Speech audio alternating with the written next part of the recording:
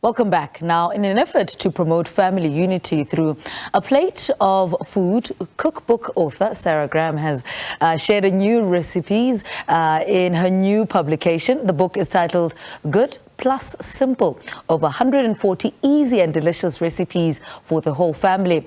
And to take us through this book and also shed more light on her love for food and cooking, we're joined on Zoom by Sarah herself. Sarah, a very good morning to you. A warm welcome to Morning Live. I mean, you've been in the industry for years now. I mean, for somebody who may not know, take us through your culinary journey till today. Good morning, everybody. I started very simply with a food blog about almost 12 years ago now, before I even knew what a food blog was, before most people knew what a food blog was. And I just started writing all my favorite recipes down and sharing them, and forcing my mom and my husband to read the recipes and the stories that went with them. And I love sharing food, and I love words, and I love the stories behind food. So that was kind of the beginning of things. And then so many right place, right time moments of getting my first book out, and then my TV show. So it's been exciting. Food is something that you can never get bored with, because there's always more to cook and more to learn. And I've just been so lucky that the South African public has supported me so well and been so kind to me. Mm-hmm. And speaking of right place and the right time, would you say this was just the perfect time for this latest project? Yeah, I think all my books, this is my 6th book now, and they've all kind of followed my own personal food journey and where I've been at. And I'm not a classically trained chef. I've just taught myself through passion and lots of reading and researching. And so as I've grown, my books have changed with me. And my previous book, Supernatural, and this newest book, Good and Simple, are both really focused on plant-based eating and a celebration of just what nature has to offer us in terms of the amount of goodness that we can get on our plates every day that can be healthy and delicious. Mm-hmm. What does nature, in fact, offer us that we don't know about?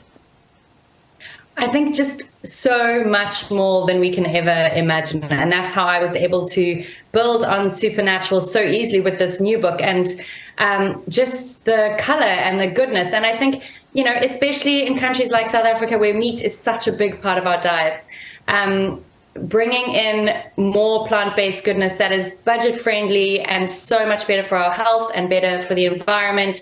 There's just an endless array of a whole rainbow of good for us foods that we can eat. And, you know, my book covers everything from delicious crispy cauliflower nuggets that I would love to put to the test against a box of your favorite, you know, takeaway. Yeah. Cod burgers, bean tacos, classics that I've redone, like a simple veggie shepherd's pie and a butternut and leek pie that is as comforting as any chicken pie. Just so much goodness. Mm-hmm.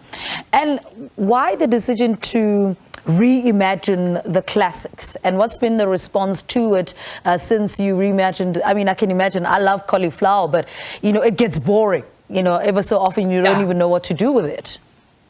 Yeah, so I think I love comfort food. I love nostalgic food. I grew up on a farm with lots and lots of simple comfort food, and I love just making simple food beautiful. And also it's less intimidating for people. If I can give you a way to have delicious crispy cauliflower nuggets with 4 pantry staple ingredients, and it's going to take you 15 minutes, you're more likely to cook it than if the recipe has got 17 ingredients and 12 steps. And so I really just wanted to simplify old favorites and make them accessible for people so that we get off our couches and into our kitchens.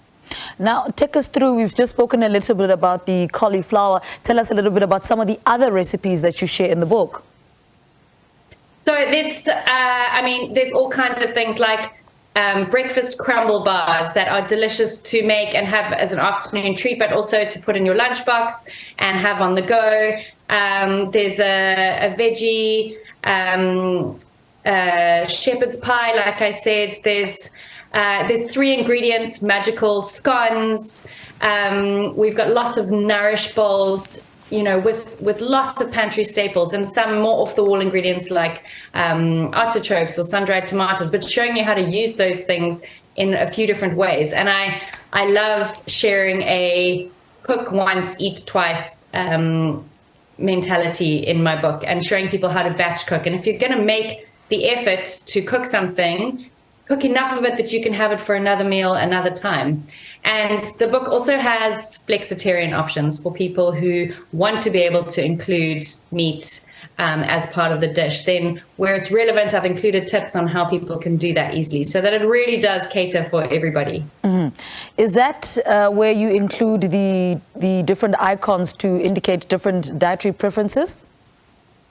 Yeah, so at the bottom of some of the recipes, there's the flexitarian footnote, as I call it, where it gives you the option to add in meat if you want to. And then there's also this really helpful key where we've coded it into recipes that are less than 5 ingredients, or that are completely vegan, or that are less than 30 minutes to prepare, and that are dairy free. So it's kind of coded the whole way through for really, really easy understanding and access. And lately we're seeing a lot of, the 5 ingredient and 1 pot dishes trending, recently. Speak to us about this and those that you share in this book. So it's another thing that I get really excited about, because again, it just makes food more accessible to people who have limited time and limited equipment and just limited capacity. And I think it's a bit of a throwback that we're seeing from the pandemic, actually, where people were suddenly finding themselves at home having to prepare 3 meals a day for their families with so much else on their plates, often doing their day job and trying to homeschool their kids. And that was the case for me. And you just need to bring it back to complete simplicity. And really, I think that's affected globally our approach to food and to cooking. And also food became a way of bringing people together again. And there's something very special about that. Mm-hmm.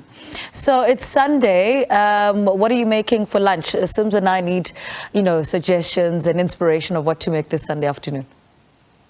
So I haven't even got as far as lunch, because my daughter had a birthday party yesterday, and I've actually lost track of how many children are in my house this morning. It's been chaos. I did make them a giant batch of fluffy 3-ingredient American-style pancakes. Right. I literally just finished cleaning the kitchen before I came in here. And then I'm going to have to start thinking about lunch. But one of my favorite, speedy options are spicy bean tacos. And you just have standard taco shells in your pantry. And then you mix up just a spicy bean and tomato mix that goes in the tacos. And then you put all the yummy toppings on top. And that's often a nice quick fix when I'm in a bit of a bind and haven't thought far enough ahead. Yeah. And when did you release this book, and how's it been received by the market? So it's coming out in the first week of March, roughly. It should be in stores, in all your favorite bookstores, and online. And as always, Penguin have been so good to me, and just in getting the word out there and getting the book into stores. So I'm hoping that people will be really excited about it and really supportive, and just, wanting to support their own healthy lifestyles and get more goodness on their plates. Sarah, congratulations again on your latest offering. Thank you so much for talking to us. Let's let you get back to the girls now, Sarah Graham, and we've been chatting about her love for food and cooking, as well as her latest book, Good Plus Simple. Quick ad break. Go back after this. Stay with us.